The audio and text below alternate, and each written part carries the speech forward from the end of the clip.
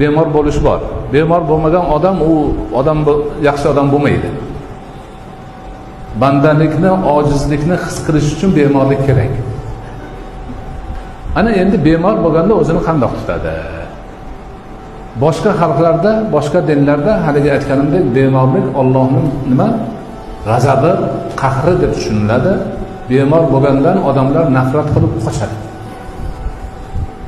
qochadi. Yaqiniga borsak bizga ham bir balosi urib qoladi deydi. Bizda-chi yo'q. Bemorlik Allohning rahmati. Gunohlarni kafforati. Ibodatida, taqvosida, iymonida, hamma tarafida yaxshi holatda bo'lib turib bemor bo'lgan odam Allohning rahmatiga erishgan bo'ladi.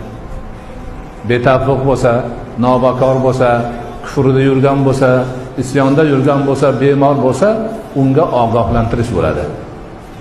Sen bunaqa yura olmaysan, mana bemor bo'lding, kecha yuruvding, bugun yura olmay qolding.